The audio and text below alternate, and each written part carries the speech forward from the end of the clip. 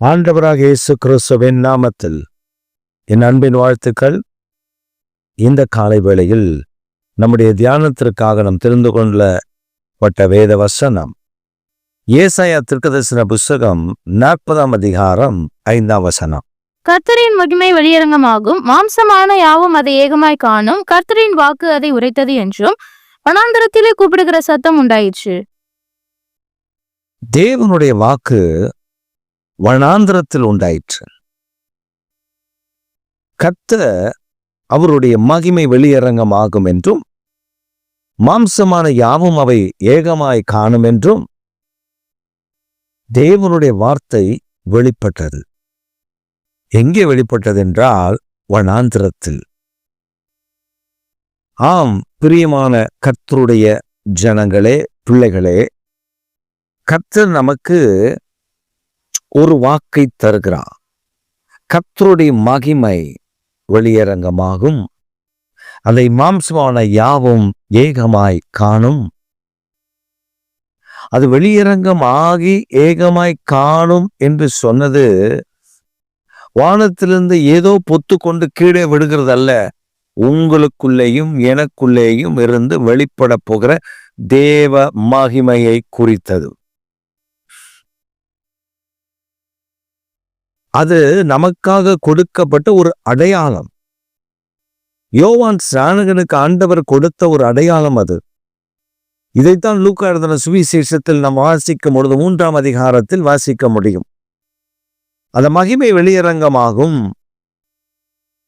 யோவான் ஸ்நானகன், எனக்கு ஒரு பெரிய ஆச்சரியம். இந்த யோவான் ஸ்நானகனை குறித்து நான் வேதத்தில் வாசித்த பொழுது, யோவான் ஸ்நானகன் எப்பொழுதுமே போய் ஜனங்களுக்கு நடுவிலே பிரசங்கித்ததை போல அங்கே இல்லை. He went into the wilderness. John the Baptist went into the wilderness and preached the word of God. There is no people.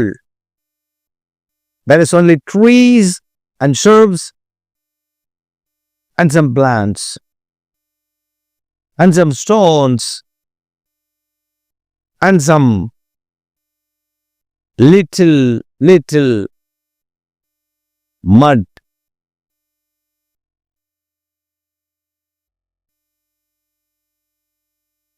ஆண்டவருடைய வார்த்தை வனாந்தரத்தில் யோவான் ஸ்நானகன் பிரசங்கித்த பொழுது மரம், செடி, கொடிகள், கற்கள், மண் குவியல்கள் இவைகள் தான் இருந்தது. But he never expected the people to come and attend a service. அவன் ஒருபொழுதும் நினைக்கல என் வார்த்தையை ஜனங்கள் கேட்க வேண்டும் என்று. அவன் ஏதாவது ஒரு குன்றின் மேல் நிற்பான், அவருடைய ராஜ்யம் வருகிறது என்று சொல்வான். When he spoke the word of God, அவன் தேவனுடைய வார்த்தையை வெளிப்படுத்தும் பொழுது தேவ மகிமை அவனுக்குள்ள புறப்படும். That word has its power. அது அந்த வார்த்தைக்கு, தேவன் அந்த வார்த்தைக்கு கொடுத்த ஒரு வல்லமை உண்டு. அந்த வார்த்தை புறப்பட்டு செல்லும். அந்த வார்த்தை புறப்பட்டு போய் ஜனங்களை பிடிக்கும். It touches the people in the city. It touches the people in the village. It touches the people outside that wilderness. அந்த வனாந்தரத்துக்கு வெளியே உள்ள ஜனங்களை அந்த வார்த்தை தொட்டது. It brings the people into the wilderness to John the Baptist. வனாந்தரத்தில் இருக்கிற அந்த யோவான் ஸ்நானகனிடத்தில் இந்த ஜனங்களை அழைத்து வந்தது தேவனுடைய வார்த்தை. அப்பொழுது மத்திய எழுதின சுவிசேஷம் 3ஆம் அதிகாரத்தில் நீங்கள் வாசித்து பார்ப்பீர்கள் என்றால், யோவான் ஸ்நானகன் சொல்லும்போது சொல்கிறார், தன்னிடத்தில் ஞானஸ்நானம் பெறும்படி பரிசேயரும் சதுசேயரும் வந்ததை அவன் கண்ட பொழுது he called them. அவர்களை பார்த்து சொன்னான், விரியன் பாம்பு குட்டிகளே, வரும் கோபாக்கினைக்கு தப்பித்துக் கொள்வதற்கு வகை காட்டினவன் யார்? ஒரு பெரிய கோபம் வருகிறது, இதற்கு தப்பித்துக் கொள்வதற்கு உங்களுக்கு வழி காட்டினது யார்? நான் வனாந்தரத்தில் இருக்கிறேன், நான் யோர்தான் நதிக்கரையில ஞானஸ்நானம் கொடுத்து கொண்டிருக்கிறேன். இங்கே வருவதற்கு உங்களுக்கு யார் சொன்னது? ஆனால் தேவனுடைய வார்த்தை அவர்களை தொட்டது. God's word touched that people and bring them near to the John Baptist where he was. யோவான் ஸ்நானகன் எங்கே இருந்தானோ அங்கே அவர்களை கொண்டு வந்துருச்சு. மகிமை வெளியரங்கமாச்சு. இந்த காலவேளையில உங்களுக்கு ஒரு வாக்கு தத்தத்தை கொடுக்கிறா. நீங்க சொல்றீங்கல்ல, நீங்க என்ன சொல்றீங்க? என் வாயிலிருந்து புறப்படுற வார்த்தை, அந்த வார்த்தைய நான் சொன்னா யாரு கேட்பா? Who will listen my word? யாரு கேட்பா என் வார்த்தைய? யாராவது செட்டப் பண்ணுவாங்களா? அதுக்கு ஏதாவது அவங்க அந்த வார்த்தைக்கு மதிப்பு கொடுப்பாங்களா? இல்ல அவங்க அந்த வார்த்தையெல்லாம் கேட்க மாட்டாங்கப்பா அப்படின்னு நீங்க நினைச்சிட்டு இருக்கீங்கல்ல. இல்ல பிரியமானவர்களே, அடிக்கடி சொல்லுகிற ஒரு காரியம், உங்க வீட்டுல உட்கார்ந்து வேத வசனத்தை சத்தமாய் வாசிங்க. Read the Bible verse loudly in your house.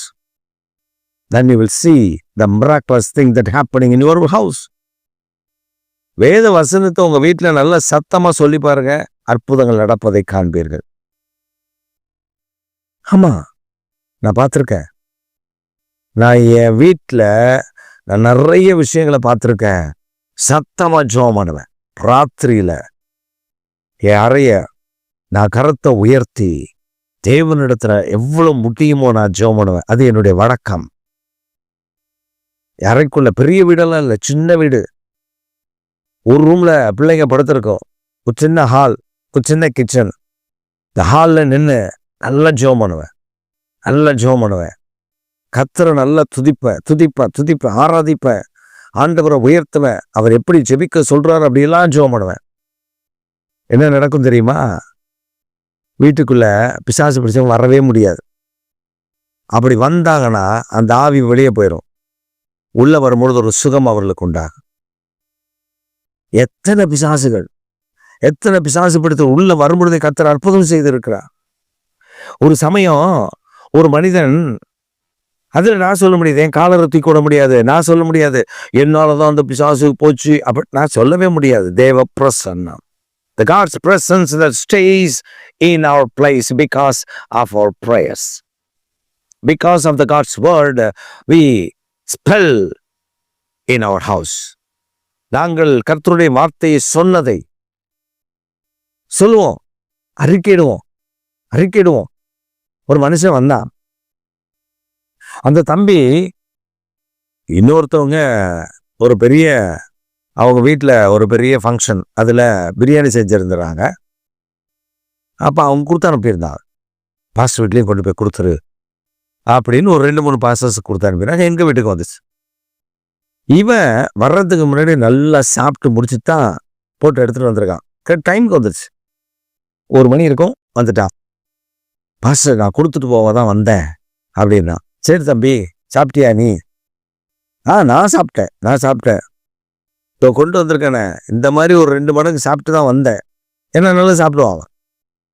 அப்படியே தம்பி, சரி தம்பி அப்படின்னு சொல்லிட்டு, இரு தம்பி இந்த பாத்திரத்தை வாங்கிட்டு போயிரு அப்படின்ட்டு. ஏன்னா அவங்க பாத்திரம் வச்சோன்னா அதை எப்போ கொடுக்கறது, அதெல்லாம் ரொம்ப கஷ்டம். அதனால் வந்தவங்ககிட்டே நாங்கள் அதை இன்னொரு பாத்திரத்தில் கொட்டிட்டு அவன்கிட்ட பாத்திரம் கொட்டுறோம். உள்ள கொட்டிட்டு இருக்கோம். ஒரு மாதிரி உரும்புற சத்தம் கேட்குது வெளியே. என்னன்னு பார்த்தா அப்படியே ஒரு மாதிரி அப்படி நெளிறான், அப்படி போறான், இங்க உழறான், அங்க உழறான்.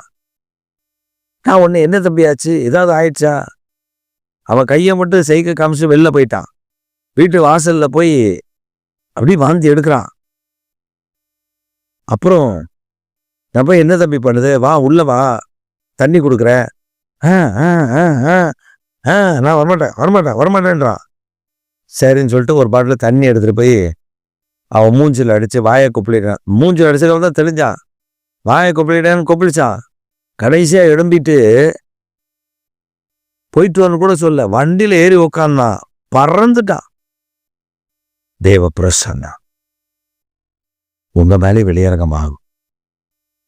பஸ்ல நம்ம போகும்போது பக்கத்துல இருக்கிறோம், ஐயோ எரியுதுன்னு ஓடுவான் பார்த்துருக்கீங்களா?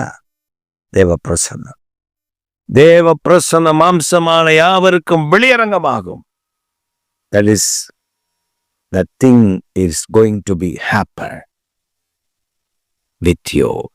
உங்களுக்குள் அப்படி ஒரு தேவ மகிமை வெளிப்பட போகிறது. இந்த செய்தியை கேட்டு ஜெபிக்கிற உங்களை கர்த்தர் இந்த காலவேளையில தொட்டு அவருடைய மகிமையை உங்களுக்குள் வெளியரங்கமாக்குவார். மாம்சமான யாவும் அதை ஏகமாய் காணும். ஆமென்.